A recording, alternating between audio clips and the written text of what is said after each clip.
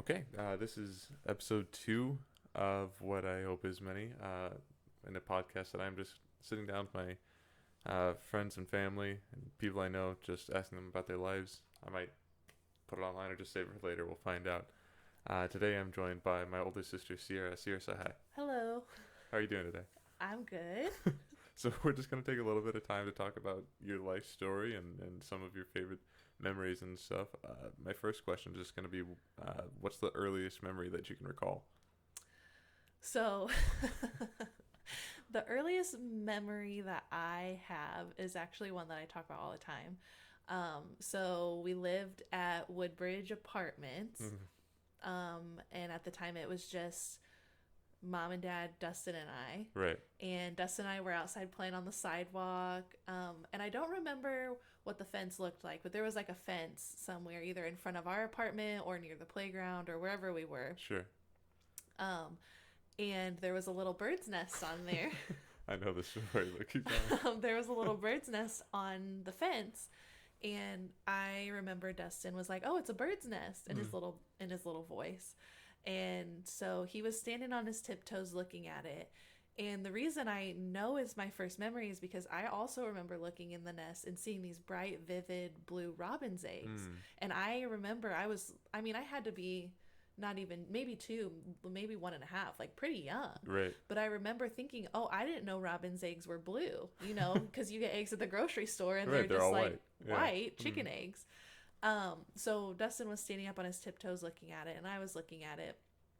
He bumped the fence, knocked the nest off.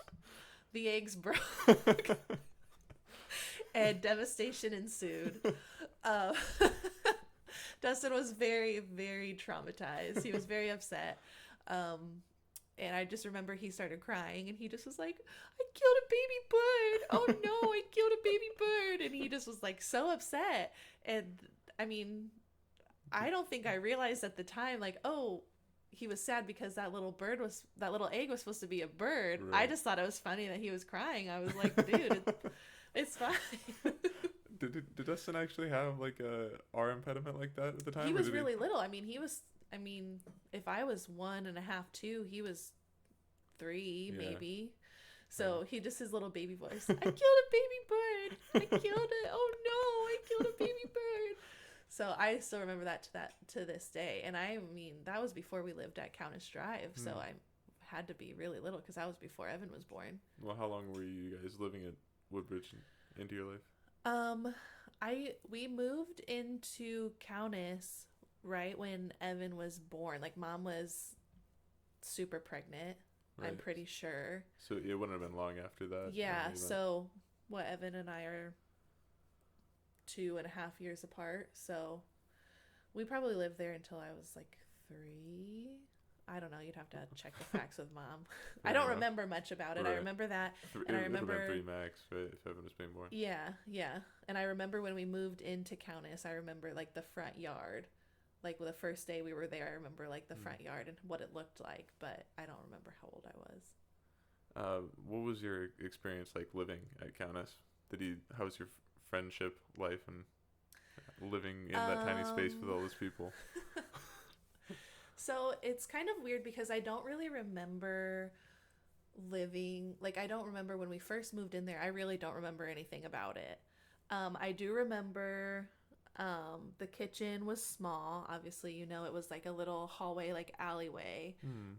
And I do remember the like gold appliances that were in there. Right. And I remember we couldn't open the fridge when the dishwasher was open. So those were like my first memories of Countess, and I was like pretty little. But after that, I mean, obviously all y'alls were born after that. Coming into my space. No, you know what? Obviously Countess was a super small house. But I think we really made, it is what you make of it, right? We made the best of it, right? We made the best of it. And there was a lot of times that it was super frustrating, like when Abby was born and we had to share that little room and all her toys were everywhere. And I just was like, oh my God, pick up your toys, you 2-year-old child. Like, don't you know to keep your room clean?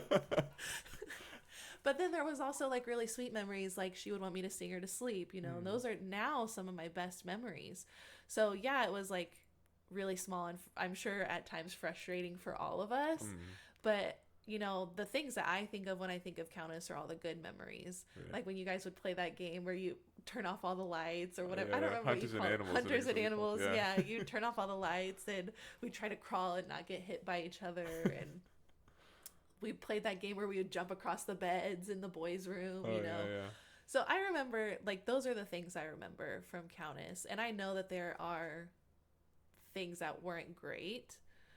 But to me, like, I think I probably have a different perspective than some of my other siblings. Mhm. But to me, like, home is where your family is. And it doesn't matter if it's big or small. It is what you make of it. Where Right. you have meals and you celebrate birthdays and play stupid games that you make up and hide your money under the ripped up carpet so no one finds it. Like, those are the things. Like, I think about that and I'm like, yeah, Countess wasn't really that bad. Like, as far as the space, it was small, but I have fond memories of that place. It's where we grew up. Right.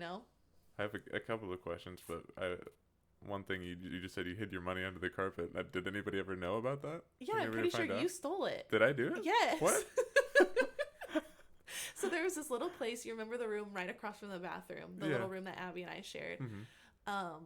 There was a little place right when you went in the door frame where the carpet like lifted up just a little bit, and I would hide my money in there. And you and Evan found out, and you guys took my money. I know it was you because Dustin would never do it. He's way too honest. I don't remember doing it, but I believe that. You and Evan were always trying to wheel and deal and get money from me. But I would hide my, you get like $5 for your birthday. I would hide it under there. Right. And then one day it was just gone. I'm sorry, I don't remember it, but I probably did. I'm sure you and Evan split it. I'm sure it wasn't just you. Do you think that being in that close space like that created more tension than if we had just like lived at Windswept the whole time? But do you also think that tension made us closer in the end? Yeah, so I think it definitely created more tension, obviously, because you're in a small space. You have no like personal You can't room. escape. Yeah, right? You can't escape. And even if you like went to your room and shut the door, you shared your room with at least one other person. Right. And even then you could still hear everything in the house. Mm. So I think it did create tension. And I think, now that I have my own daughter and thinking about her, I'm like, there are times as a kid where you just need space, where you just need to say, I'm frustrated, I'm angry, I'm not feeling good, I need to not be around people. Obviously Hazel doesn't say that now, but like I can see how as a child she sometimes is just like, she wants to go do yeah, her like own get thing. away from me, I want to go do my own thing. So I think it probably was difficult and did create more tension than it would have if we like lived in a bigger house, because obviously once we moved into Windswept we all had our own rooms, Right. we all had space to go, well, for the most part. Me and Evan didn't for a while until we moved out. Yeah, but we had more space, or you could go down in the basement or watch your own TV show and not have to watch Sesame Street like everybody else is watching for 3 hours every day. But I don't know that we would have been as close if we didn't have that. Because so like I think about Josh's family, my husband, for those who don't know, and like his family, he's one of 7 and they're all really spread out in age. So like there wasn't a lot of them in the house at one time. Like there was growing up, but after a certain amount of time, his sisters, they moved out and got married or whatever. But they always lived in these bigger houses because there were so many of them. But they don't argue well. They don't talk about their problems. Like it's all just like, and that has to do with other things as well, like emotional and, mental baggage and trauma. But I don't feel like they ever had the space, or they didn't have to do it. So they don't do it now as adults. I've never thought about how arguing well is a skill that we learned from that. Yeah. How we fought all the time, but now we know how to actually work out a problem. Right. And I think I think we know each other pretty well and how to have a conversation and how to have a disagreement, and we're okay just disagreeing with each other. Like we're not going to agree on everything. Now when you're little, it's like, don't touch my toy, or your music's too loud, or whatever. But now as adults, I feel like it's transferred to us just being able to have a conversation and have different opinions on things and ask questions and understand each other instead of just like getting mad and then stuffing it. Yeah, that's a good point. Tell me about your elementary school experience. So actually, I was just talking about this yesterday with Josh a little bit, because he was asking me about like my memories from recess. And I was like, to be honest, I don't really have that many memories from recess. I feel like recess at Weiser was just kickball or soccer or sitting down. Kickball or sitting on the wall or playing on the playground. But then after a certain amount of time, it's like, okay, there's too many kids on the playground. Like, right. So I did tell him in 5th grade, I think it was, that Mrs. Alexander, my 5th grade teacher, taught me how to jump rope. Like, not like just by yourself, but, you know, in the big... Double Dutch? Yeah, double Dutch, yeah. So that is one of the memories I have of recess. The only other memory I could think of was recess was one time I got in trouble for talking, so I had to stand on the wall. I had to stand on the wall all the time. Foster was always on the wall. I got on the wall once and I thought my life was over. I was just like, yeah, whatever. I'll chill on the wall. That's cool. Yeah. So I mean, elementary school, I think up until like 3rd grade was really, really good. I have really good memories of all my teachers. I don't really remember like a lot of the people I was friends with, like at school. I remember Jamia. I was friends with Jamia for a really long time, but my memories of her aren't actually from school. I don't know that we were ever like in the same class. My memories are from like being at her house or like walking to the gas station to get ice pops or whatever. But then in like 4th and 5th grade, you know, when you start getting like awkward, right, it wasn't great. I specifically remember in 5th grade, I'm, you know, as you know, our parents have passed along the gene of having hair on your body. So not to be TMI, but like I have hair, a lot of hair, and it's dark. And my eyebrows started to grow really big and fluffy. Like they look exactly like Dad's. Like now they don't because I tweezed them, but they looked just like thick caterpillars, and I had a unibrow.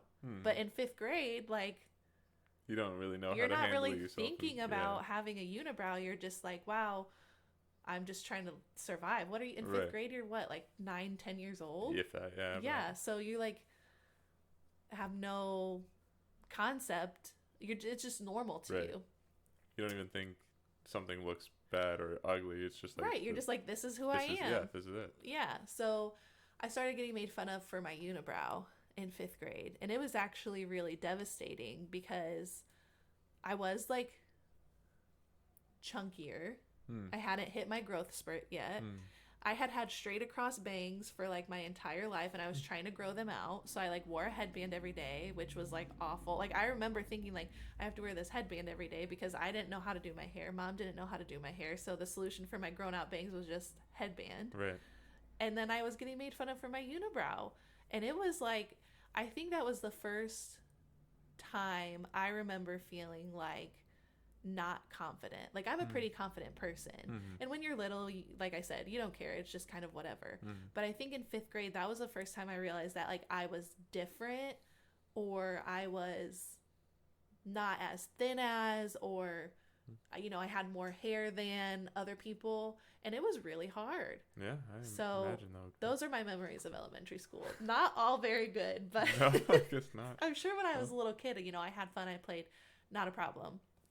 I remember very fondly some of my elementary school teachers and the projects we did, and them being really kind to me, which is really great. Like those are good memories. But as far as like friendships, I don't have a lot of good memories in elementary school. It just was kind of like just not a good time in general. I would say pretty much all of my, I would say probably from like 4th or 5th grade all the way through high school, not a good time. Not a good time.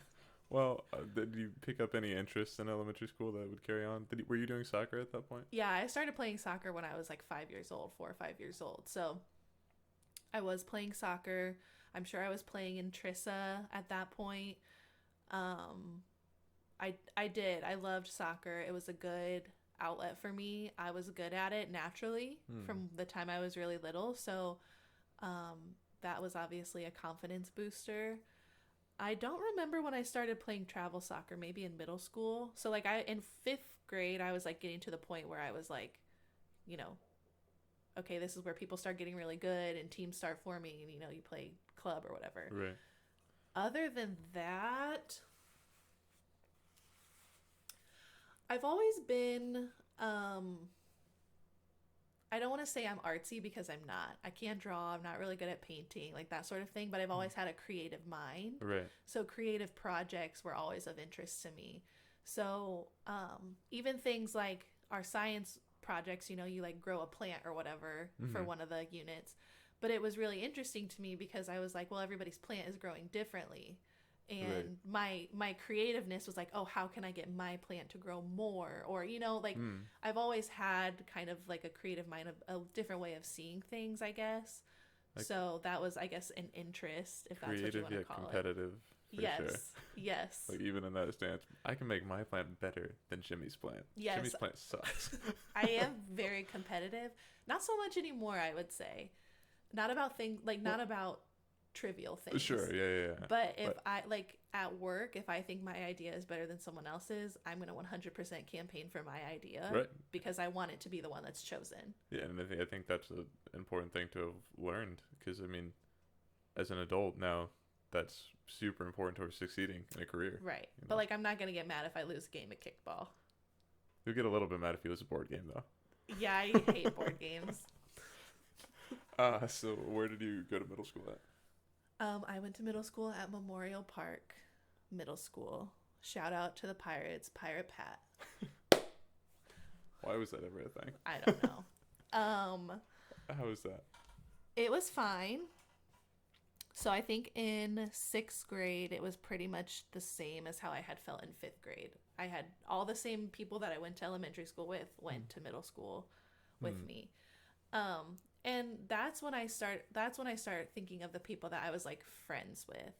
So I think of like Mara and Lindsay and Liz Helzer and like those people that like Harley, those people that I like hung out with. That's when they kind of come to the forefront of my mind. I don't know if we were friends in elementary school or not. Don't remember. But 6th grade was like still pretty rough. I was still like pretty awkward. And obviously it's 6th grade. Like you go from elementary school to middle school. Nobody's doing good in middle school. You have to remember your locker combination. You have to figure out where your classes are. Right. But then 7th and 8th grade, I'm not going to say they were good. They were better on the social front. I didn't feel as like much of a loser in 7th and 8th grade. So I was still playing soccer. Did I play soccer in 6th grade? I definitely played all 3 years. Probably. For some reason, I remember one year I was like, I don't want to try out. I'm over it. But probably I don't think still ended up happened. on the team. Oh, maybe that was cross country or something else. You did cross too for a couple of the years. 6th and 7th grade, yeah. And then 8th grade year, I got out of cross country because I was the lead in the musical. Mom tried to make me run cross country, but plot twist, I got the lead in the musical, so I didn't have to run cross country. What musical was that? Guys and Dolls. I played Sarah Brown. It's one of my fondest memories of middle school, actually, because it was the one thing I was like, you know, there's always the kids that like get the lead in the musical, and you're like, wow, what do they have that I don't have? And it's mostly just because the teacher likes them more than everybody else. Like, to be honest, it's not like in middle school, no one's like far more talented than anybody else. You know, you're pretty much all on the same field. Level, unless you've been classically trained by your parents growing up, something like that. Right, which whatever.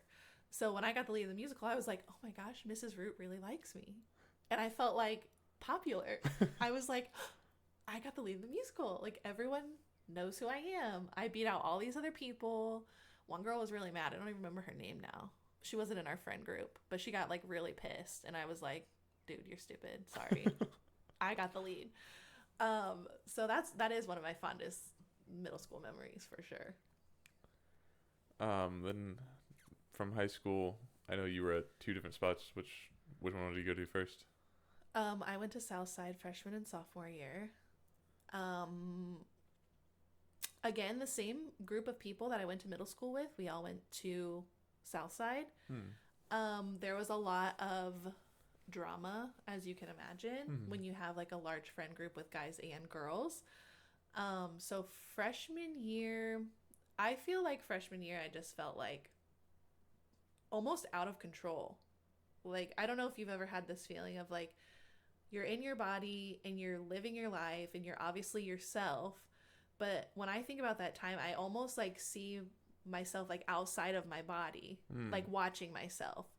And I felt like I was like out of control mentally and emotionally because there was so many things from childhood and, like I've mentioned, elementary and middle school that I don't think I had processed, and stuff from like mom and dad's relationship that affected me that I hadn't processed, that I think I just was like angry all the time, which is like really funny because when I tell people now, like, oh, I was so angry in high school, people are like, really? I can't really see you like being mad. Because I am pretty positive and bubbly, but I just, when I think about like high school, freshman and sophomore year particularly, I was like so like depressed, but I didn't know it. Like I couldn't put a name to my depression. Right. I just felt like I had no friends. I was tired of doing everything I was doing, schoolwork. I was tired of playing soccer. I started playing tennis in high school, which I was good at, but I also just was like, I was just kind of like, okay, I'll play tennis for like something to do. I felt like I was busy all the time, and I don't know if I was busy because I was like truly wanting to do these extracurricular activities, or just because you didn't want to stop just and because reflect. I didn't want to stop and rest. Yeah, but I just remember feeling like tired all the time, and that part of my high school experience is just like a blur. Like, to be honest, there's I can pick out a few things, but it just seems like a blur. And then basically I lost all my friends because one girl didn't like me, and she talked bad about me to everybody else, and then so I was really lonely. And I guess at that point, I think probably around that time was when I started getting more involved in like youth group. Again, not impressed by youth group, just because I was unimpressed by church, and I still am unimpressed by church. Sorry. I don't know what people want me to say. But I do remember getting more involved in youth group, and that kind of helped. But again, I was playing soccer. I was playing two different... I think this is... My time frames are pretty messed up. Like I said, it's kind of a blur, but I think I was playing soccer for two different teams, or I was still playing soccer and I was really busy. So obviously youth group is in the evening, and when you play soccer, that's also in the evening after school. So like I was missing a lot, and I wanted to be connected to those people, but I just didn't really have the opportunity to do that. Right. So again, it was like I was trying to go and get connected, but I wasn't really connected to anybody. Sure. So somewhere in that time frame is when Caitlin and I became friends. Caitlin Stone and I became friends. And then eventually that led to Kimmy and I being friends because of proximity. They had known each other since they were really young. Right. And somewhere in that middle school, high school range is where we met and we started being friends. And I remember when Kimmy and Caitlin and I became friends, it was like we latched onto each other. It was like we all needed... Sorry, I'm getting emotional. That's all right. But you all needed that support from each other and leaned on each other. Yeah. I think that's really important to have found that, defines you and changes you. And shout out to Kimmy and Caitlin, we're still friends. Praise God. So then you moved to Northside. Was that a positive change for you? That's a trick question. So I wanted to transfer out of Southside because I was so miserable. And when we started looking at schools, I think the first option that came up was, I remember I did like a visit day at Lures, but I remember telling Mom I didn't want to go to private school, and also it's expensive. So I think that Mom probably was like, thank God she doesn't want to go to private school. But then we talked about Snyder, but I didn't want to go to Snyder. Just because, Snyder has a reputation of being snobs, the Snyder snobs. Yeah. And I was like, that's not going to be any better from my situation now. So then we decided on Northside, because they had show choir, and that was something that I had done in middle school and I was still interested in. And I was like, well, maybe this will be something to help me like change it up, Right. something that I like to do, get me back into activities, meet some people. And also Chuck DeFord was the principal at the time, so he could like, mom basically wanted him to like look out for me. Right. And he got me into the school. Like, I transferred, like, you transfer out on a hardship, basically out of Southside, but Northside was at capacity, but Chuck basically, like, campaigned for me to be, like, at that school. I think I've met Chuck maybe once in my life. Yeah.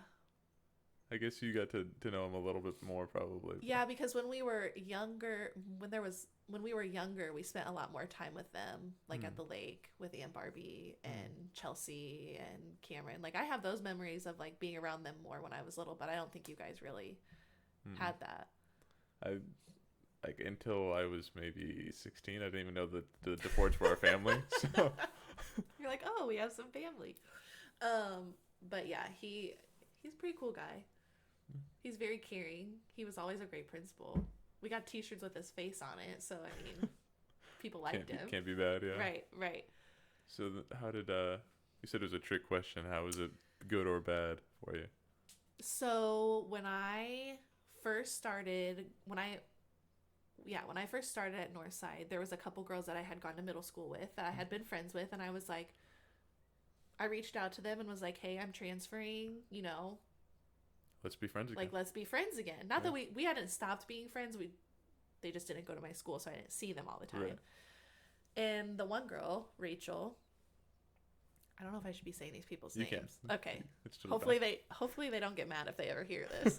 But she basically like didn't want me to be friends with her friends, so she kind of like shunned me. So that wasn't great.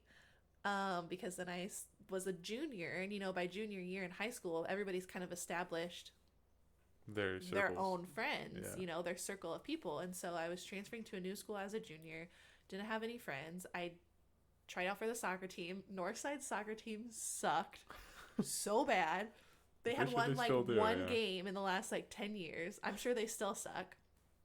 But that was really great for me because like I was the best player on the team. Like I was a good soccer player. Right. So like, and it made some of the girls upset because I came and I was really good, and then they wanted me to be the captain because the captains are usually the people who are good. Right. And so I had soccer. Everyone on that team probably hated me because I was mean, because I was just pissed all the time that they sucked so bad. Get your act together, Caitlin. Come on. Yeah, I'm like, what are you doing? Pass the ball. Like the girl literally just walked up to you and stole the ball. It would just make me so mad because I was used to playing on these teams that travel had teams, travel teams, and even at Southside, like the team was good, the coach was good, like they didn't just let anybody on the team. You had to try out. Right. So, anyways, there's that. Don't get me started because I'm just gonna get mad. And then I was in show choir. I tried out for show choir, and I got into show choir, which was really good. But again, like it was really hard to make friends because everybody had already established their friend groups, and then I somehow stupidly decided that I wanted to date a guy who was awful and an idiot and horrible. Is that one Frente or is there another? Yeah, that's El Frente. Okay. That's who I'm talking about. And that just like sent me on this whole additional spiral of like the next 2 years of my high school experience, because it just was this like on again, off again, emotionally unstable relationship that I don't even know now when I think about it. I'm like, why was I investing so much emotional energy and time into this guy who, one, is not that cute. Sorry. Shout out to El Frente, you're not that cute. And two, was like a wreck. Yeah. Like, right. why? I don't know. People think they can fix people, but I don't think it's worth it. Yeah, and I think that was how I felt. I was like, oh, if he could just see how much I love him, then his life would be better and he would change. And like, right. I was like 16, 17, 18 years old. Right. And at that point, like, you just got to work on yourself, focus on you. Don't put all that effort on somebody else. So I say it's a trick question because was it a little bit better than my situation at Southside? Probably. Was it a good situation? Probably not. No, but was it just your senior year that Evan was there? or was it Yes. sophomore? So Evan was a year? freshman, right? Yeah, Evan would have been a freshman when I was a senior because we had 1 year of show choir together, and that was a lot of fun. It was a lot of fun to be in show choir together. He likes telling stories about just like the carpool with you two and things you would do. I think like slushies and Yeah, Taco Bell was. yeah, the car. Yeah, since I got a car in high school, since I could drive. um, yeah, but poor Evan. I was always late in the morning. I'm still always late in the morning. Just took a little too long getting ready or something. Yeah, didn't want to wake up. I like to sleep, so it's hard to wake up in the morning, and it takes me a long time to wake up in the morning. And then I would take too long getting ready, and then I'd be like rushing out the door. And poor Evan, he had been late to class so many times that he was basically going to get a referral for not, is that what it's called? Yeah. A referral for Yeah. not being on time, like for having too many tardies. And he like didn't tell me. And then one day he was like, Sierra, I just remember he was like speaking like a very quiet tone. I think he was like nervous to tell me. He was like, I can't be late for class anymore. I'm going to get written up. And I was like, Evan, why didn't you tell me before? Like, if you would have just told me before, like, I can do better. And I was like, I told him, I was like, I will do better. I won't be late anymore. I'll be on time. And then I think from there on out, it was mostly good. I think he probably just assumed like, it just happened once. She'll be fine. But Yeah. just needed a little wake up call. Yeah. Yeah. Well, before we move on to your college years, how do you think your relationship with mom and dad was throughout like that Through hard high time? school? Yeah, middle school and high school. Gave the thumbs down. It wasn't great. And I think a lot of people would say in middle school and high school, your relationship with your parents is just hard. Right. It's hard for your parents and it's hard for you because you think you know everything and you think whenever you they run the disagree world. with you, it's the worst thing in the Yes, world. and you still live with them, but you think that you're an adult, and so they're giving you rules. And then on top of that, I was lying to them about like being in a relationship with Tracy, and I was lying to them about where I was going and what I was doing. And they all, Mom, she has like a sixth sense. Mm-hmm. So she always knew, and then there'd be these arguments, and it just wasn't good. Mm-hmm. And now I'm like, dang, if I just would have had, am I allowed to say bad words? Yeah. Like if I would have just had my shit together and accepted the love and the advice and the structure that they were trying to provide me, my high school experience probably would have been a lot better. Would I have not had friends? Probably. But I wouldn't have had so much inner emotional turmoil if I would have just opened up and let them be what they were trying to be to me. Right. Yeah, that's fair. I think that's probably true for all of us. I don't know if it had anything to do with the church aspect being kind of planted into our lives or anything else, but just like... Yeah, we don't have to talk about church, especially not right now, because it's going to get me on a whole long rabbit hole.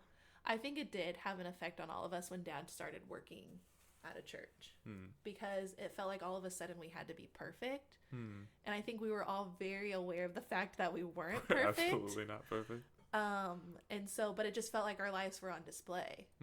And anything, and I remember that was 8th grade. When I was in 8th grade and into high school was when that really started happening. And I just was like, okay, all these people at church who are holier than thou, who are expecting me to be perfect, and I'm not. And I don't want to be. I don't want to be what they're expecting of me. And so I think it just almost was like, it's like the classic, pastor's kid rebelling. I was like, these people are annoying, and I'm just going to do whatever the hell I want because I don't care what they think, and I don't want to care. No, were you friends with Cammie and is it Kaylin? Sorry, Cammie and Caitlin. Cammie and Caitlin through church. Yes. Okay. We had met through church. I actually am trying to remember how. I don't really remember how I met them. Somehow through church. Yeah.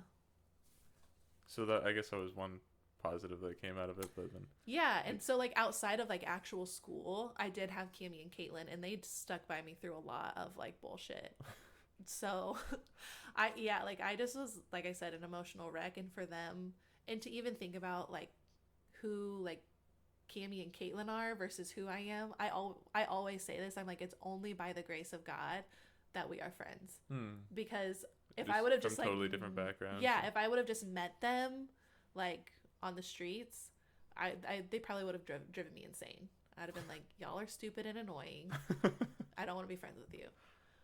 But like I said, I think we all just really needed that, and God provided that to all of us. So, do you think it would have been different in a different church? Or do you think it was? No. Just in any. No, I think it's just church, and I think it's church and the expectations that people have of other people, and I also think that in church people are unwilling and afraid to be real about what they're actually going through, which makes everybody else feel like they can't be real about what they're going through. So everybody just puts on this face and facade of like, oh, we're perfect, like we work at a church and we go to small group and my kids are in youth group and, you know, doing VBS, and it's like, no, when we're at home it sucks. Like, because I hate everyone. I hate all of you. I was gonna ask you about the small groups that we did. It was the group of all of the people who worked at the church and their children. So I will say this. I did not love everyone that was in that small group. But it was fun to have that big group of kids for all of us just to like piss around basically for 2 hours every night. It was interesting because we were all in the same boat. Like we were all the PKs and we're just like, none of us care. And like Katie Fair, like Katie and I were really good friends for a little bit. Like we had a season where we were really good friends and that was fun. And Cammie and Katie and I were, you know, all in kind of a friend group. Ben Fair, obviously, like we were friends for a long time. I mean, like it was like a weird relationship. Like it was just a weird thing between us. But like we were really good friends up until just like a couple years ago. So, I mean, it wasn't like we shared our deepest, darkest secrets, but I knew that we always had each other. Right. So, like, that was another good thing that came out of that. Keith and Leanne. Oh, yeah. A good thing that came out of that. Like I said, it wasn't everybody in that group, but there were good things that came out of it. I wish G was in that group. Yeah. I think they started at fellowship, like, later on. But... yeah, Keith and Leanne were a great, and still to this day they care about all of us deeply. If we ever needed anything, they would be there. So, before we keep going forward, because we'll eventually start talking about Josh a bit, I wanted to talk about Reggie and Drew. Oh yeah, you knew them and your massive crushes on them as a child. Yeah. Which one came first? Drew. Drew was my first kiss when I was like 5 years old, Foster. I don't know that. My first love. Yeah. Oh, let me tell this story. So, have you ever heard this story? I don't think so. Okay, so I think it was when they still live in town. No, maybe they lived down in West Lafayette. I don't know. It was when they lived in Indiana at some point, or maybe over the. No, it would have. It would have had to been when they lived in Fort Wayne still, because we were still pretty young. Anyways. I was 5. How did I think that I liked someone when I was 5, first of all? I don't know. I think... But anyways, like, my brothers knew that I liked him. I don't think you were part of it. I think it was mostly Dustin. And then on his side, I think it was mostly Phil. Knew that he, like, liked me. So they were, like, I don't know, kind of, like, I don't know how to explain it. Like, making us like each other. Right. Like taking $2 and saying, now kiss. Yes, exactly. Exactly. But then we were playing hide and seek, and then Drew and I were, like, hiding in the closet together. And I remember we were just, like, standing there facing each other, and he just, like, kissed me, and then he wiped his mouth right afterwards. And then, like, that was it. But then I remember at the dinner table... Later that night at the dinner table, he, like, pulled out my chair for me. I'm serious. We were, like, 5 or 6 years old. And I was, like, I was in love with him from that day on. Changed it your was life. Like, yeah, man.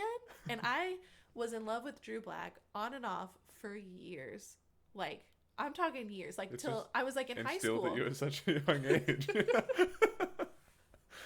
Yeah, it just really stuck with me. But, you know, we would see them in the summers. Like, when they moved to Russia and they would come home in the summers. And every time he was around, I was like, I'm in love with you. Like, I never told him that. Stay here in America, please. Yeah, I never told him that. But, I mean, I'm sure he knew. And we did go on, I wouldn't even call it a date. We hung out one time. The last time that they were in Fort Wayne, we hung out. And I think we went to, like, Penn Station. He, like, came and picked me up at Windswept. We went to Penn Station. We did something else. And I was like, it was always bad timing too, because he'd always have some like random girlfriend, or I'd always have some random boyfriend like when they were here, so like never worked out. He had broken up with the girl that he was with for like 4 years, and then they were in town and we like hung out. We went to Penn Station. It was really good, but I think both of us realized that like there wasn't the connection there that we thought there was. Right. Like we were just friends. Like after all those years of feeling like I thought like I legit thought that Drew Black was my husband. Like I thought he was going to be the guy that I was going to marry. I'm not even joking. No.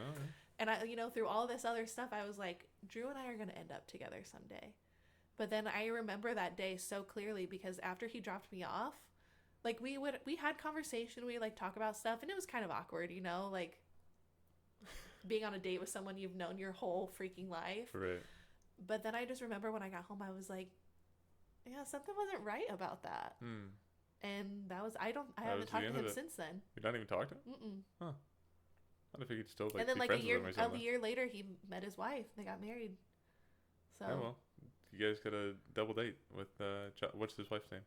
I don't even know. I'm telling you, I have not talked to him. The only reason I know he got married is because mom and dad got invited to the wedding. I don't even think he's on Facebook anymore. No. He went like all Shane Claiborne and like started like well, he started doing like homeless ministry, and then they like were living very minimalist. Gotcha. And the last I knew, they lived in Oklahoma, but who knows? I don't know. I don't talk to him anymore. Maybe one day we'll meet again. Tell me a little bit about Reggie then. Reggie was just cute. He was just a crush, like just a one-time fling. But it wasn't we for a brief never even period really of time. Like dated or anything. No. It was just, yeah, like, but you had a crush on him for a long time. For a while. Yeah, because he was cute. He played basketball. Like he's still playing. He's on the Lakers now, I think, or the AAA Lakers. But. Yeah. Yeah, and he was like, I think out of all the guys I liked, like in high school, he was the most charismatic, which I think was what I was drawn to him for, because I was like, all these other guys in high school are like dweebs.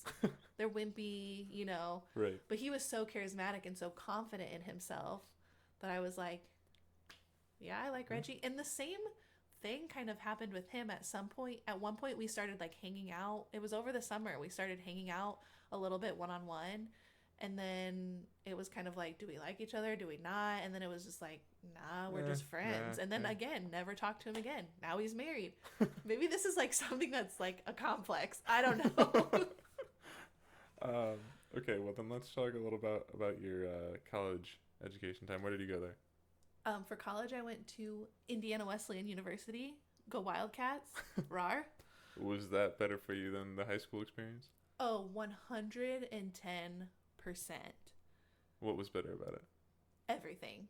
So when I graduated from high school, literally the day of graduation, I remember I went down after the ceremony, grabbed my diploma, and I like ran. I was like, I do not want to look back at high school ever again. And when after high school, the summer after high school was when I was in New York City. I don't know if you remember, but I didn't want to go to college. I was like, college isn't for me. I don't know what I'm going to do, but I don't want to go to school, because I wanted to go against the grain. Right. I was just like in that phase of life. Yeah. And then I went to New York City that summer, and I stayed with the Getz family. And I remember Christina, who's the mom, had a big impact on me, because she asked me these questions of like, what do you want to do? And how are you going to do it? And all the things that I wanted to do basically required me to go to school. And I was like, well, I guess I have to go to school. So I'm sorry, I'm using a lot of bad words. No, my daughter's not around, so I can say as many bad words as I want. And so when I came back from New York City, I was like, I'm going to go to college. Indiana Wesleyan had offered me the most scholarship money. So I was like, all right, here we go. Yeah, let's do it. But college was like, it was just a chance for me to be away from everything that I had made myself and built here in Fort Wayne, and to be away from mom and dad, and to just be like someone new almost, whoever I wanted to be. No one really knew about my past. No one knew anything about rumors or stuff, like I said, from high school that people had talked about. It just was like so refreshing. For sure. So it was awesome. For all of the years were awesome. I would say the hardest year was sophomore year. And all of my friends have said that sophomore year was the hardest year for all of us. I think it's just like the awkward year of college. You know, like Right. The freshman first year, year, it's so exciting. Right. You know, everybody's a freshman. There's all these like campus events. You're trying to do like residence life stuff. It's awesome because you're like living on your own and you have your roommates or whatever, and everybody's just kind of goofy. And then sophomore year, it's like, well, who's actually my friend and who's just annoying, and Right. I actually have to take classes that are hard, like in my major now, and yeah, You start to realize like, oh, this is serious. Let's get on track. yeah, and I feel like so I will say this. So freshman year, I roomed with Chloe, who is my soul sister. Shout out to Chloe. We have matching tattoos. Even though we don't talk every day, she will forever be my soul sister. So I lived with her freshman year, and we lived in a triple with a really weird girl who actually ended up flunking out and went home. But it was because she just wanted to. I'm okay if college isn't for you. Like, that's fine. But she didn't even attempt. Right. She would just sit in her room and watch musicals all day. In our room. Like, on loudspeaker. I'm like, I'm trying to study. Turn the volume down. Anyway. She's just there to, like, escape her parents on a scholarship living for a year or something like that. I guess. I have no idea. I really don't know. We didn't talk to her. We also found a knife in one of her drawers one time. So we thought she was going to try to kill us. Very alarming. Very alarming. It was like a I'm gonna stab you knife, not like a little like pocket big kitchen knife like a thing. Yeah, it was quite alarming. Anyway, Chloe and I just kind of did whatever we wanted and just like moved her stuff if we needed to. So Chloe and I lived together freshman and sophomore year. Sophomore year I think was hard because Chloe and I realized we weren't good roommates, and that put a strain on our friendship. And there was multiple times where we got in arguments about stuff. We didn't talk very much. We were just kind of like existing in the same room. So then junior year, it was like, okay, we're not going to live together. And our friendship was better than after that. Right. Like, you know, some people are good friends, but you cannot live with them. Like that, I just know that to be true because you just don't have the same, like I'm messy. I'm very messy. Chloe is very neat. That was just one of the many things that set it off into this, you know, argument. We have kind of the same dynamic between Zach and I. Like, this bothers me that this is still on the ground. I just don't have any space to put it. But then, like, his is the opposite of that. Well, but this is even better because you guys have your own rooms. Right. Where, like, in college, you're in a dorm room. You have just one room with one space. And if you don't keep it clean, then it's not clean, you know? Anyways. Was it your junior year that you were in a townhouse then? Yes. Junior and senior year, we lived in a townhouse. So sophomore through senior year, I worked for the Intercultural Student Services office, and I was a diversity coordinator, which is a role you live in the dorm. You're part of like the residence life team, and your job is to facilitate conversations about diversity, race, you know, ethnicity, differences, basically, to have events, to help host those conversations. You're a resource for people if they feel like they're being, you know, oppressed or someone's saying something inappropriate towards them, which was also like really awesome for me. I loved it. I loved being a part of that group because that group was basically all the people who are diverse on campus. Right. So going from like a large public high school in Fort Wayne where there's all sorts of different people to going to Indiana Wesleyan where everyone is white and the same, it drove me insane. Yeah. Like it was hard. And then when I found this office and I got this job, I was like, oh, all of the people that I need are right here. So it was a good team to be a part of. But anyways, that to say, as a diversity coordinator, you got like first choice on housing. Like, so if I was a diversity coordinator in the townhouses, I was automatically secured a townhouse, like as a junior. Sure, yeah. I didn't have to like fight in the lottery to like try to get one. So my friends loved it because we got a townhouse and we knew that we would get a townhouse. Because as a junior, it's kind of like unlikely that you'll get one because the seniors get first pick, and then, but you we just did. Get whatever stuff. Yeah, that's We fine. did get a townhouse. So then I lived with. There was 6 of us that lived in there. Anna, Emily, Jordan, and Amy. And then me, obviously. Are you still friends with all of them? No. So Jordan and Amy were always like not on the fringe of our friend group. Like we lived with them, we loved them, they were awesome friends. I still love them to this day, but basically after we graduated they moved to Florida and we never heard from them again. We tried to like keep in touch, but it was, I don't know if there was something we did or if they just were uninterested in keeping in touch, or but we've seen them a couple times since graduating and it's never bad. It's good to see them. We lived together for in close proximity for 2 years, 3 years, because we all lived in the same dorm sophomore year too. So but they just kind of went their own separate way. And I think this is a good opportunity to say this. I've realized as an adult, relationships are so like seasonal. Like I think when you're younger you just assume that you're like gonna be friends with someone forever for your entire life. But as an adult I've realized that friendships and relationships are always in seasons. Like you may be best friends with someone for 4 years in college. Like Chloe and I were super close in college and we're still friends now, but we don't talk like we used to. Right. And just learning to be okay with that, I think, is a hard pill to swallow initially when you realize like, okay, I'm not going to be friends with everyone forever. But that doesn't mean there's anything wrong with that. Like your friendships in your life just look different. So like with Jordan and Amy, like I said, I still love them and care about them deeply and have so many fond memories with them, but we're just not as close as we were, and that's okay. Like that has been something that I've had to learn. But I'm friends with the two. So now I have my college friends. When I talk about my college friends, I have 2 Emilys and 2 Annas. Anna Robbins didn't live with us, but I was friends with her through being a public relations major and kind of like brought her into our friend group, which has been awesome all these years later. And yeah, so I'm the only individual in the group. I like to claim my uniqueness. Anna, Emily, and Sierra. Yep. I saw it. All right, well, what did you study while you were there? I had a double major in public relations and intercultural studies. And what do you want to use that for? What did I want to use that for? Yeah. Or what do I want to use it for now? What was your plan then? I don't think I had a plan. I chose public relations because I was good at talking in front of people and I was good at communicating, basically. And so all of the things that like a public relations major like could do, I was like, I could do all those things. I'm good at talking. I like to write.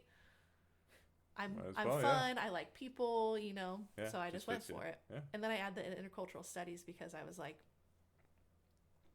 I like intercultural studies, you know. Already the diversity coordinator. Right. But then actually the intercultural studies major turned out to be in the theology department, which this is a really good twist to this story. I thought I was just like signing up to study like, you know, different cultures, but it turned out to be a part of the theology department. So the core classes for that were like classes about doctrine and scripture and all of that stuff. And it opened my eyes to so much about God that I did not know. Like, you know, like it was just like a positive way or negative way? Yes, no, like in such a positive way, because before it was just like church basically. Like my relationship with God was like church. And like, you know, I'd read my Bible and stuff, but I took a class that was called Basic Christian Doctrine, and I still have my notebook from that class because it impacted me so much. But I learned about all of these different like characteristics of God. Like one of the books we read was called The Knowledge of the Holy, and it broke out all of these characteristics that are listed in the Bible of like, this is who God is and what it means for us. And I was like shook. Like I went to that okay, first of all, that class was like 7:30 in the morning, so I was already like exhausted and tired. But then I remember the professor and the way he explained things and the way he talked about God in the Bible. I had never heard people talk about it like that before. And I would like sit in the back of that class and cry because I was like, wow, like God is real. And I just had no idea all of these things about him. Was it like a more like matter of fact, like this is who he is way, as opposed to like preaching to what he thinks you want to hear? Yes. Yeah. It was very like, this is what the scripture says about God. And it was very just like straightforward. Like I learned the Apostles' Creed in that class, and he just broke everything down, and it wasn't like he was giving a sermon. It was just like, this is truly what scripture says about the characteristics of God and what they mean to you. Like, he's all knowing, he is all loving, like all of those things that you always hear. You're like, oh yeah, you know, God's gonna love me forever. But then when you put scripture and like a meaning behind those words, it changed my life. Like, I will never think about God the same after that. I still have that book. I still pull it out and read it. Right. But anyway, so it was almost, I will say in college, that is where I felt like God took control of my life the most. Because, like, why would you choose intercultural studies and then have it be about like theology. Right. And scripture? You know, like, that wasn't what I intended, but that's what I got, and that's what I needed. That's the path you got set on, for sure. Yeah. Well, then when you graduated, what did you do after that? I did graduate with a college degree. I was so happy the day I graduated college. I was like, praise God, this is over. Because, like, it was hard. I mean, it is not a joke. No. And I think even still, like, the whole time I was in college, I was like, do I really want to do this? But, like, now I'm too far in that it's like I might as well just finish it. Right. And obviously having 2 degrees, it's like a lot more work.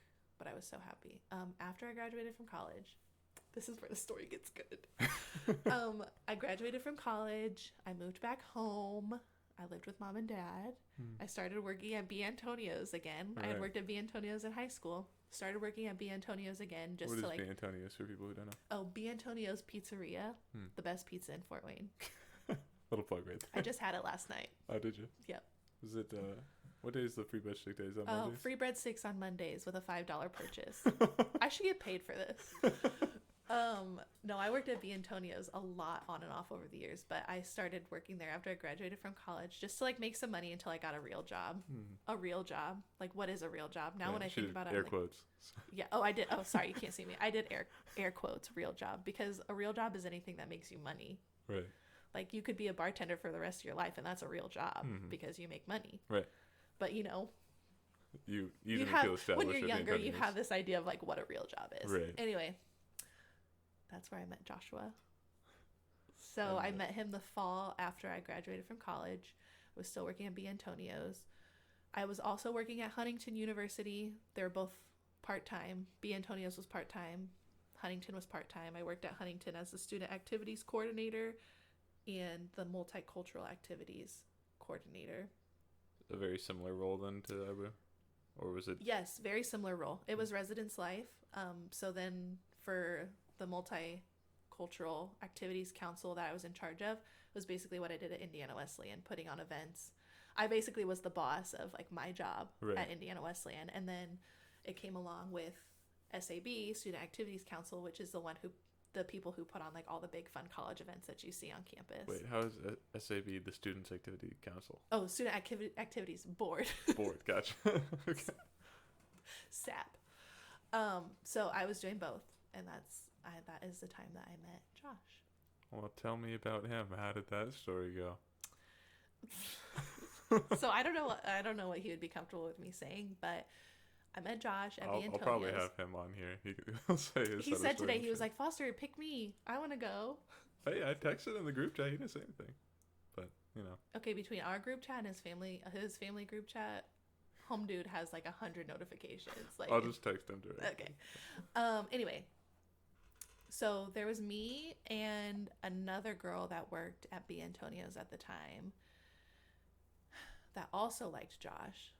This is my favorite story to bring up, and he gets so mad. And I'm like, you chose her over me, and we all knew it was the wrong decision. I didn't know about this other girl. Yeah, so I don't even remember her name now. I probably blocked it from my memory. But we'll call her Samantha. Samantha. Yeah.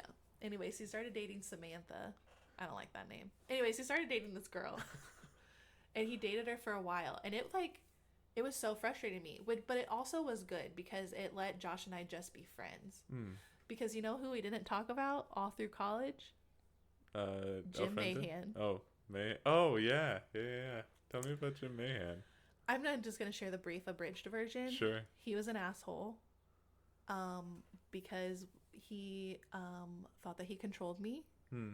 And also his parents were jerks because I told them one time I wanted to work for a not for profit after I graduated from college, and they like basically were like, that's not going to make you enough money. How are you going to pay off your student loans?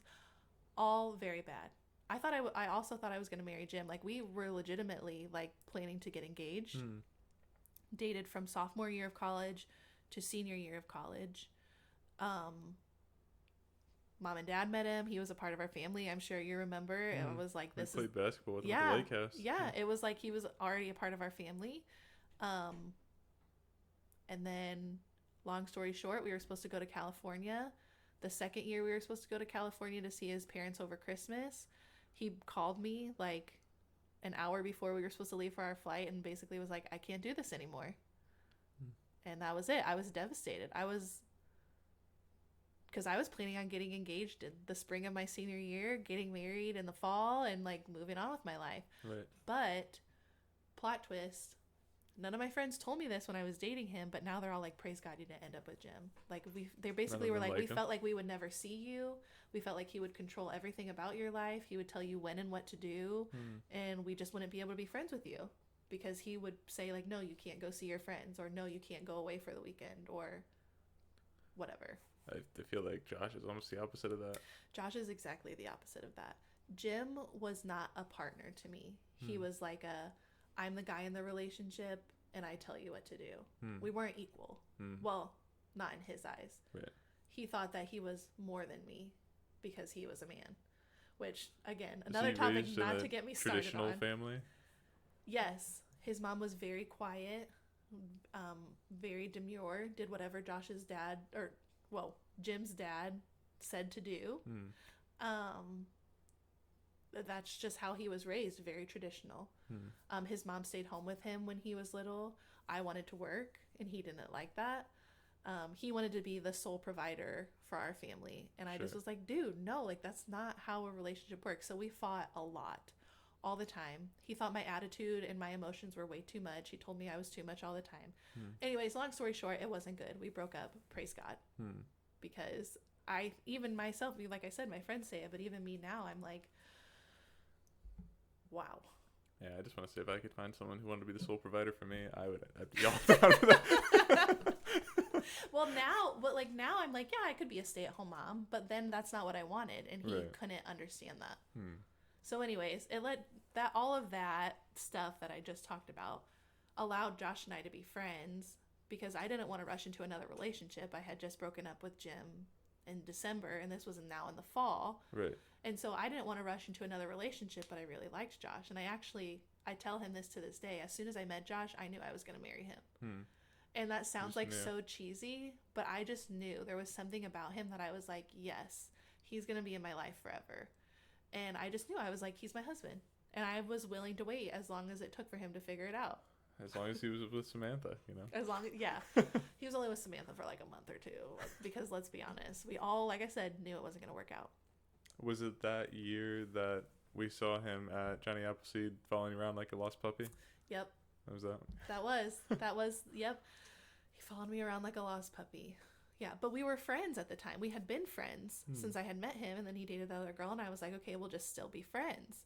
And that really helped our relationship because we got to know each other before just dating each other. Right. And I wouldn't, after he started dating that other girl, then I wouldn't admit that I liked him still because I was pissed, obviously. Right.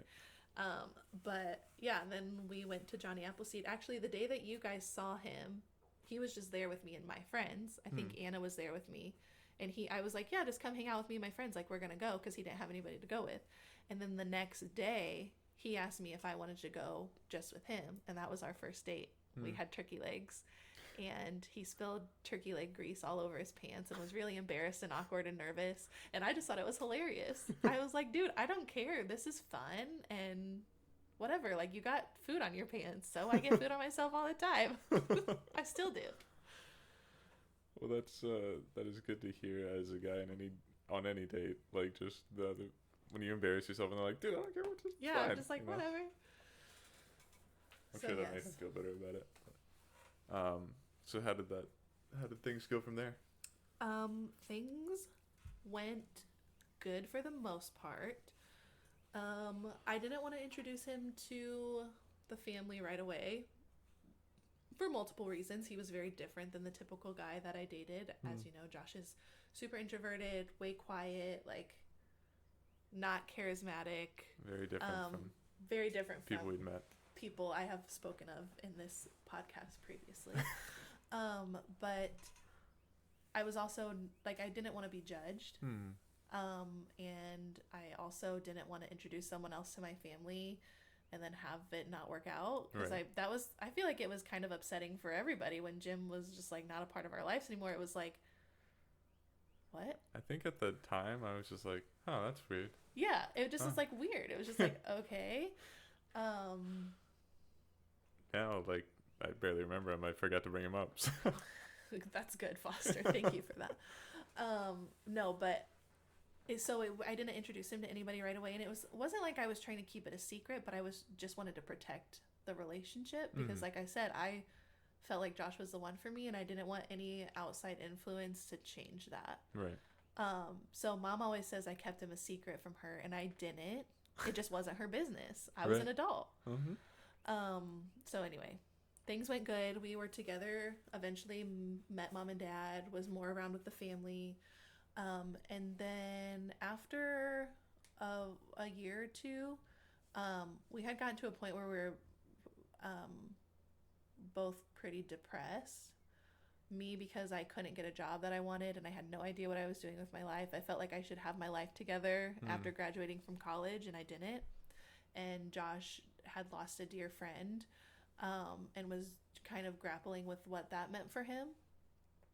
So we just fought all the time, and we were really mean to each other. Me mostly mean to him, I will say that. And he put up with it for a long time, and then one day he just was like, this isn't good for us anymore. We actually broke up, and I was devastated.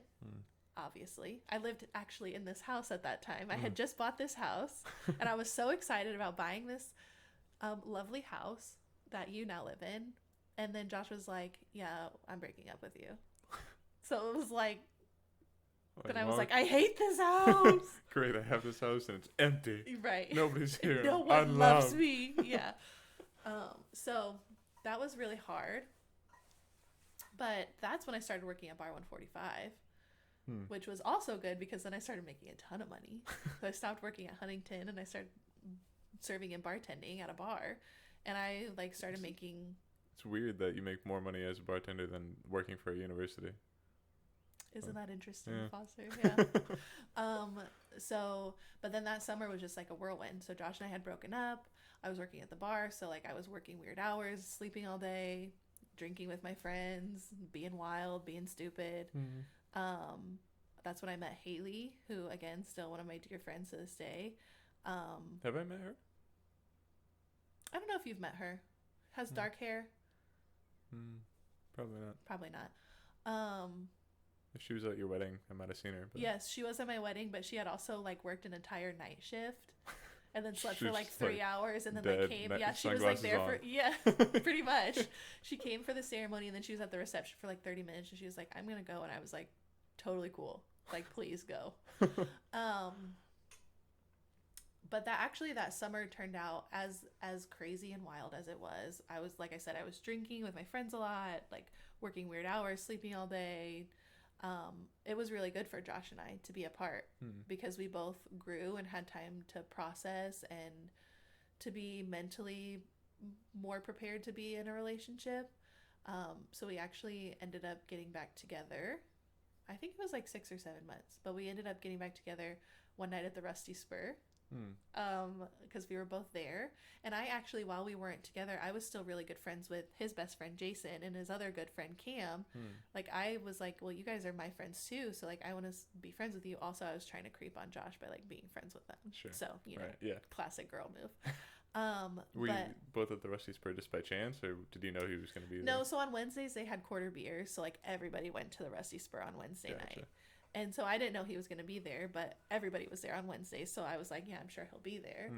So I actually had gone to the Rusty Spur that night with another guy. And then Josh was there.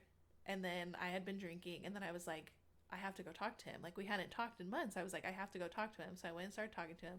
Obviously, I started crying because I cry all the time. and we just like got to talking, and then we left. Actually, he left and he was like, I'll talk to you later, and I was like, no, I'm coming over. I was like, I'm coming to your house.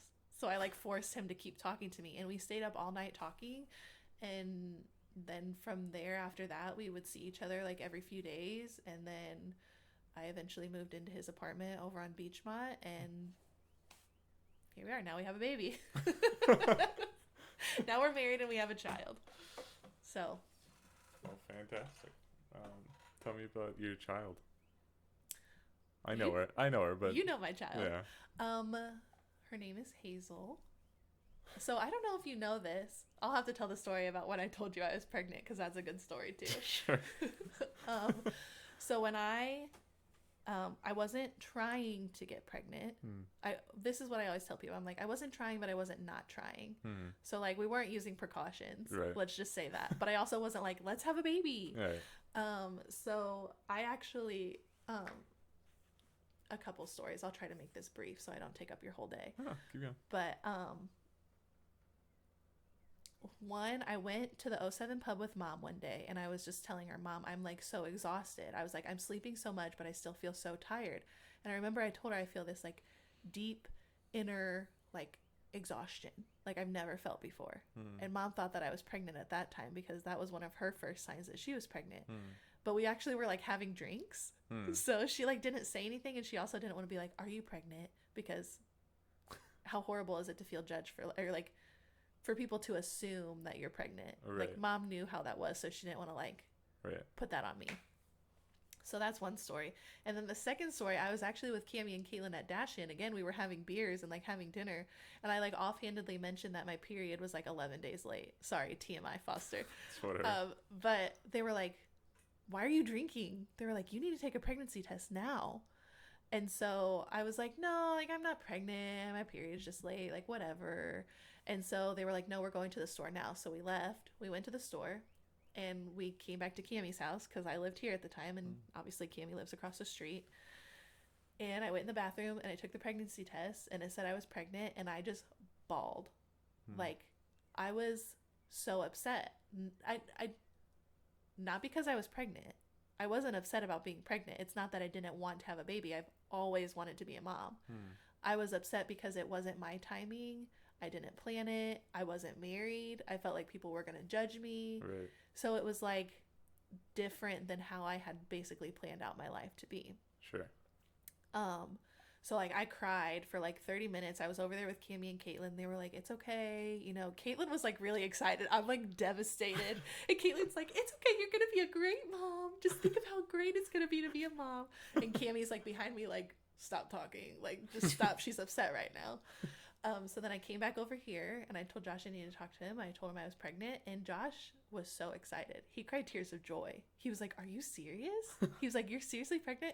And I just remember I was just like, I told him, I was like, I'm not happy about it. I can't be happy about it. And he was like, why? And I just, told him it just isn't what I planned. I was like, are we prepared to have a child? And then immediately after I told Josh, I was like, I have to go tell Mom. I was like, I have to tell Mom, because I'm sure she already knows. Right. Like, like I said, sixth sense. So I met Mom downtown, and I told her I was pregnant, and she was also really excited. And this is the funny part of the story. I was like, I'm not excited. And Mom was like, why? Why aren't you excited? And I was like, I don't want to get fat. So here I am. I find out I'm growing a new life inside my body, and I'm worried about getting fat. Mom was like, you don't have to. Like, you can eat healthy and, like, be normal or whatever. So anyways, it took me a few weeks to, like I said, I don't know if you know this, but it took me probably, my first trimester of pregnancy to grapple with all those things that I was feeling. And I felt a little bit guilty for not being excited, because I know lots of people who can't get pregnant, who want kids and can't have them. And also, like, I'm going to have a baby. I should be excited as a mom to have a baby. But I was upset, and it wasn't my timing. And then Josh and I weren't married, so we were like trying to figure out, like, should we just get married? Because we were already planning on it, but like, right. Then I was like, well, I don't want you to marry me just because I'm having a baby. Well, how did the planning of the wedding go? It was quite fast. So,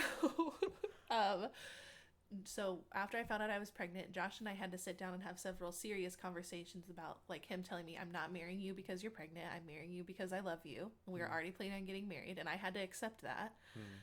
So then we were like, well, let's do it. So we got engaged at the zoo, at the giraffe platform, one of my favorite places in Fort Wayne. And then after we got engaged, we got married a month later. So it was very quick planning. Very quick. Mom did almost all of it because she wanted to protect me from and the baby from that stress. And we just decided we wanted to have like a small, chill, laid back ceremony with our closest family and friends.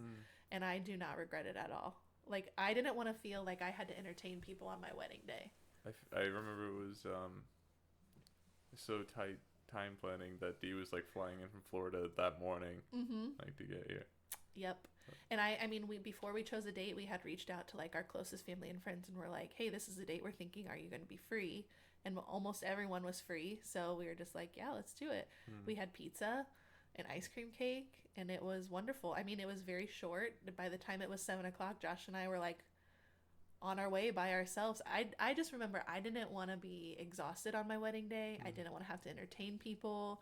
I didn't want to have a bunch of random people that I'm meeting for the first time at my wedding. Right. So it was wonderful. And thank God for the short ceremony because it was hot. Yes, it was very hot because it was in June, which my anniversary is in 10 days. The 14th today. Any plans? I took the day off work. It's a Wednesday, so I guess we'll see. I mean, it's kind of hard to do anything at this current time, but I'm sure we'll find something to do. Do the Backstreet Boys reunion tour. Oh, yes. I have to tell a story about when I told you guys I was pregnant. Sure. I'm sorry. But this is just the best story. So I was like 8 weeks pregnant. We had already planned a trip to Cedar Point. Me and you and Evan and Abby. Yeah, that was right. And we were gonna like take a Sibs trip, and I knew I was pregnant, and I had told Mom like I'm not gonna be able to ride like any roller coasters, but I'm just gonna try to play it off, and like maybe I can ride a couple of them that aren't like too dangerous, and I still wanted to go and hang out with you guys. So we get there, and we ride what was the first roll, the Iron Dragon. Yeah. We ride the Iron Dragon because we all wanted to start with that one. Yeah. It's slow, and I was like, okay, I think I can ride that one. But all of the signs at the amusement park are like, if you're pregnant, don't ride the roller coaster. Don't do any rides. So the whole time I was on there, actually, we rode next to each other. And you were like, okay, on the uphill, I'm going to ask you like how many baseball teams you can name. And I did not name very many because I was so stressed thinking about like, I'm pregnant and I'm on this freaking roller coaster. And why is Foster asking me about baseball teams? I'm like, I'm going to kill my baby. So after that, you guys wanted to get on another one. And I was like, I'm just not feeling it. Like, I'm still warming up. Like, you guys just go ahead. So I watched you guys ride the next one. I don't remember which one it was. Probably like the Mantis or something like that. Yeah, it was. Well, what's the one like right next to it? I think. Yeah, it would be what used to be the Mantis Rouge now. Yes, that's what it was. So, well, while you guys were on the roller coaster, I called Mom and I was like, I can't ride any of these rides. They're gonna be like, what's wrong with you? Why'd you come to Cedar Point and like not get on any of the roller coasters? I was like, I have to tell them. So you guys get off, and I'm like, hey guys, come over here. And I remember you're like standing in this little like half circle, and I'm in front of you. And I was like, I want to tell you something. And I was like, I'm pregnant. And Evan immediately was like, oh my God, I'm going to be an uncle. Abby starts crying. And Foster just goes, whoa. And I was like, I know. But that's my favorite reaction. Everyone we told, Foster just was like, whoa.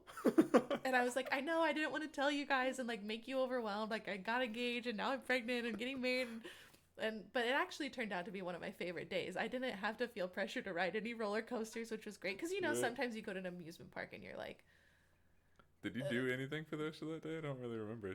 Were we able to find anything? Yeah, I rode the train, and Abby and I rode the water rides. Remember, we tried to get on the boat ride like 4 times and it kept breaking down. Oh yeah.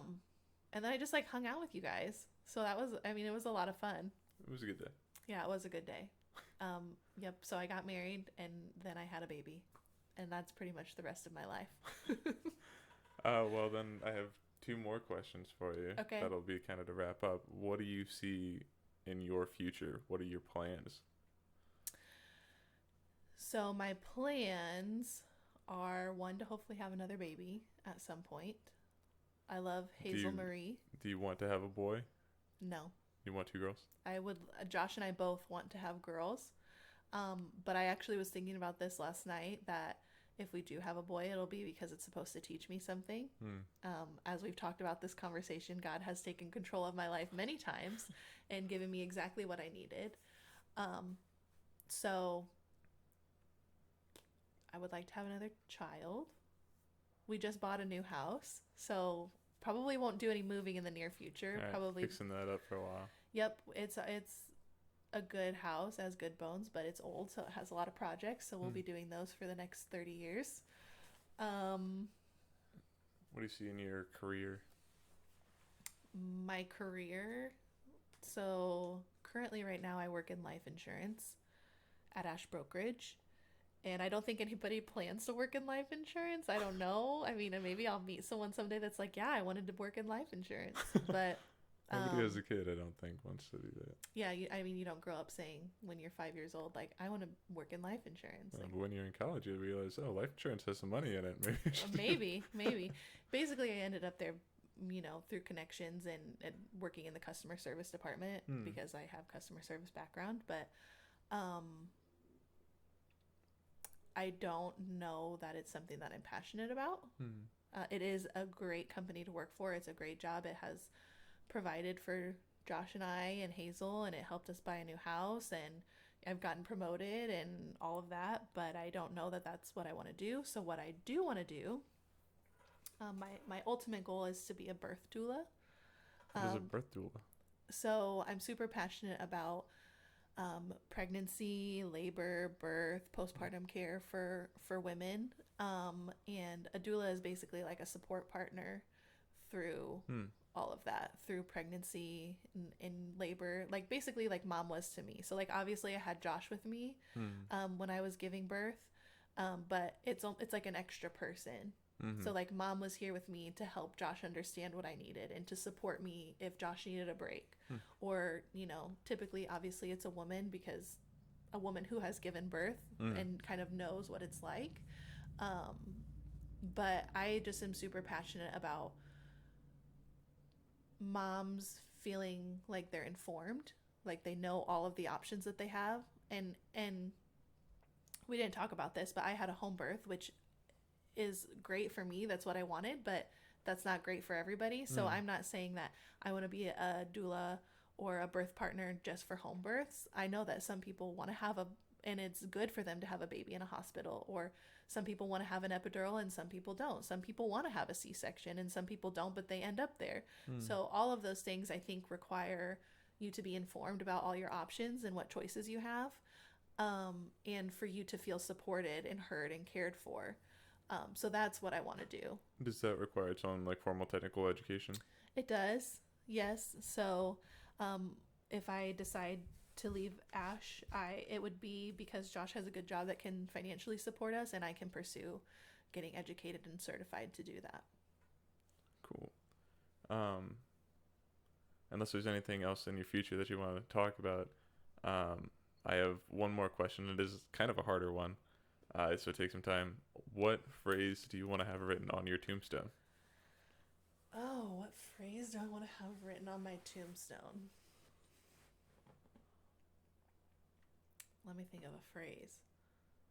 Maybe I'll think of a phrase if I just start talking about it. I want people to remember me for caring about them.